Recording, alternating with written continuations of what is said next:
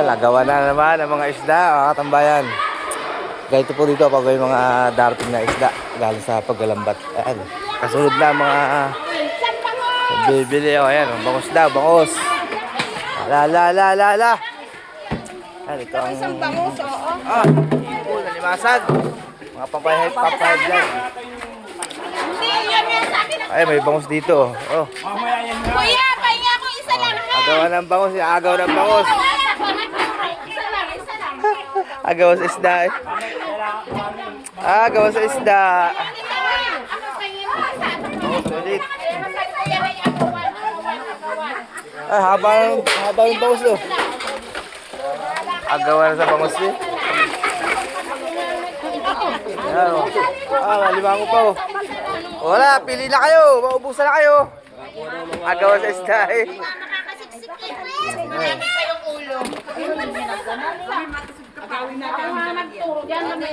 Shoutout kay Kokoy. Ayan po, yan. Agawan na sa isda. Hipon, alimasag at mga bangos na katanapan ng laki. Nagbablog yata eh. Bukas na sa buong Pilipinas na kayo. Hindi na ako nalalagyan. Isa naman. Ayun, ang bangos oh, laki. Ay, Lucy, may hawak ka si Lucy oh. Agawan na eh. Oh, alimasag oh. Sige, pabili ako. May hipon din. Pwede yung malalaki, kuya.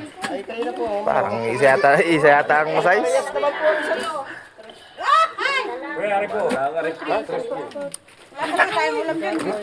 Hipon, ulam.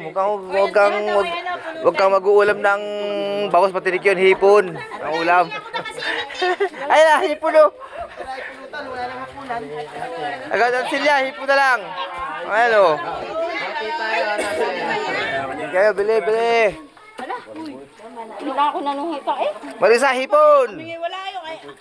Tayay! Pwera plastic. Hindi ko lalagyan. Kaya ito pa bayad ka. Paul.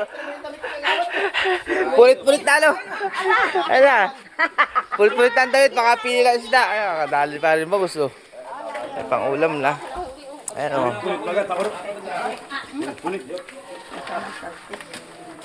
Marami din ang hipon o. Ini, bili ka ini ng hipon. Balyahan eh. Basak na kami. Agaw sa isda naman. Kasi ano, tuy at magdadialysis daw. Sino? Ang tatay? Nakadagit kagad si Lucy ng bangos sa'yo.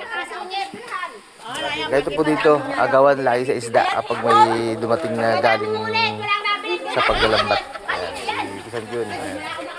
Hipon. Sabi ang hipon, sa mga gusto ng hipon. Ayan. Alimasag lang natira. Ayan, kasi pinag-agawa na yung mga isda. Ayan, ang isda dito. Pagpilian na mga isda.